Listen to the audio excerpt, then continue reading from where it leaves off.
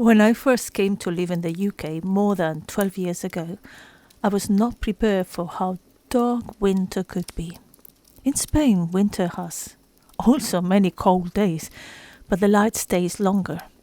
So even in a cloudy morning, the sun might appear by midday and brighten everything. There's still warmth in the colour of the day, but here in December, the light goes off at 3:15 and the afternoon turns into night so fast for what I was used to. It is just less light, much less. During those first winters, I tried to fight it. I bought a seasonal affective disorder lamp, one of those big ones.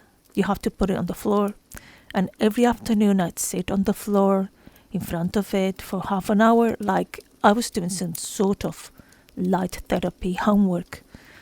It was supposed to help, and maybe it did, a little, but mostly it just felt like another chore. One more thing to tick off the list, to prove that I was doing things for myself. I kept thinking that if I did everything right, I could get through untouched, but every time the clock changed, I feel that familiar sinking feeling. Oh no, not again, not another winter.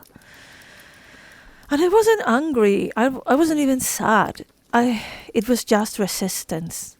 I didn't want to go with it. I was used to light, and I needed light, or at least I thought I did. I was counting the days until spring, living in a kind of waiting room of winter. It took me more than 2 or 3 or 4 winters not to realize anything in particular, but simply to begin experiencing things differently. Slowly, I stopped treating winter as something that had to be overcome. That change began when I started leading Wheel of the Year gatherings. I can't remember exactly how the idea came to me. I'd been interested in ritual for many years. I was raised Catholic, so ritual was a part of my life in one way or another. Different traditions, same human need to mark time, to make meaning.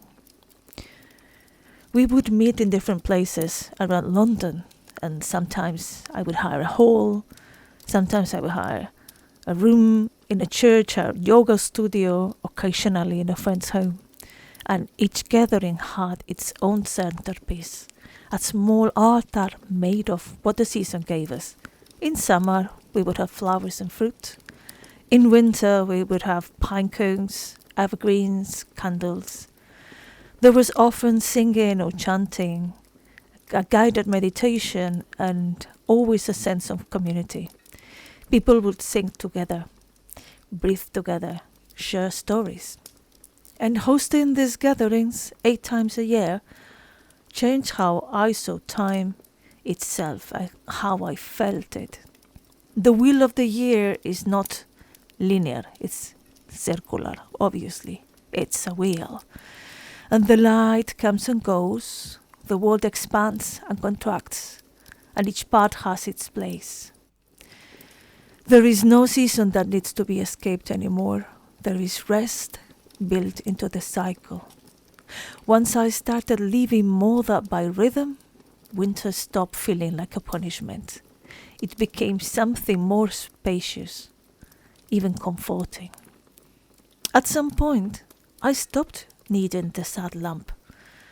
If something doesn't help, it doesn't help. Instead, when the dark arrives now, I light a candle or 2. I sit in the evening watching the flame move gently, and I don't pretend the darkness isn't there. I remember that warmth still exists. The fire reminds me that I'm safe, that I belong here too, even in this northern darkness. There is something very ancient about it, the way humans gather around fire, the way stories begin when faces are lit by that soft glow. Fires invite presence. They draw us closer to each other, even when we are in silence. It's a shared silence. Maybe that's why.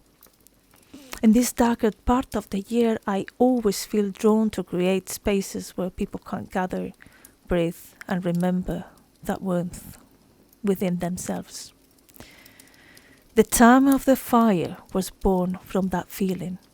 It's a guided meditation followed by a shamanic journey. And that's what we're going to do.